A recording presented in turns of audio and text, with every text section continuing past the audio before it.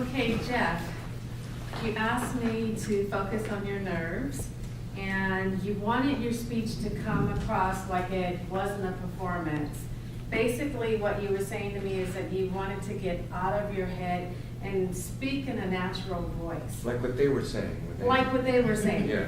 And one of the things that we talked about is to imagine your audience as your group of friends and talk to them, talk to us as if you would be talking to your friends.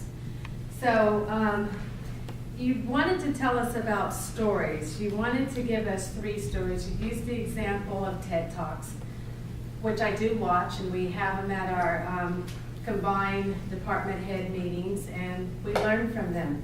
Another one you spoke about, I didn't quite hear it. Sorry, Moth. Moth, Yeah, I couldn't okay. pronounce it there. Moth Radio, and it's similar to TED Talks, correct? I love listening to the stories. The funny thing is, at work today, we were talking about how we learn more from storytelling than we do with just kind of direct people on what to do. So I think you did a good job at telling the stories.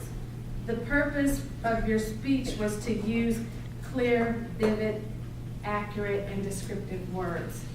So as I was listening to your story, the first story you talked about was your father. The life of your father and how short-lived it was and why that happened.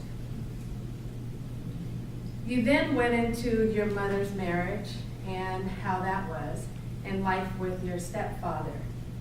I kind of wanted to feel a little bit more of the emotions that you had associated with that. You began by speaking in a voice of a 4-year-old. And I wanted to see that little 4-year-old who was vulnerable and what that felt like. You then from there went into the story of your neighbor. So you talked about the neighbor's drunken mother and what life was like for her. And then finally you talked about your wife. And I must say, once you spoke about your wife, you kind of lit up.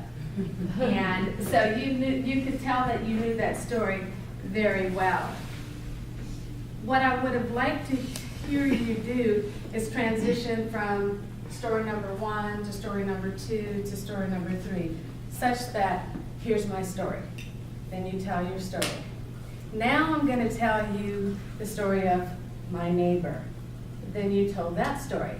And then finally, let me introduce you to my wife. And then you told the story of your wife. I kind of wanted to see you and hear you make those transitions. And then finally, at the end, you had a call to action. You asked a question. Let me hear some of your stories. What would you like to tell? Something to that effect. At first, I thought you were truly asking us a question. It didn't feel for me like that question was rhetorical. So I feel like your rhetorical question should really come across like it's rhetorical. So I say to you, what's percolating in your mind is what you said. But I would like to hear you say something like, now I'd like you to think about your TED Talk. What would you talk about? So then that would give your audience the opportunity to think, but they would know that you're not engaging them in a way such that they're raising their hands to answer a question. Finally, again, I said, I would like to see you tie those stories together. I think that there were some parts of your speech that you got comfortable, and you did speak in that speaking voice, particularly when you spoke about your wife. So I think a great job for speech number 3, just a couple tighten ups. Thank you.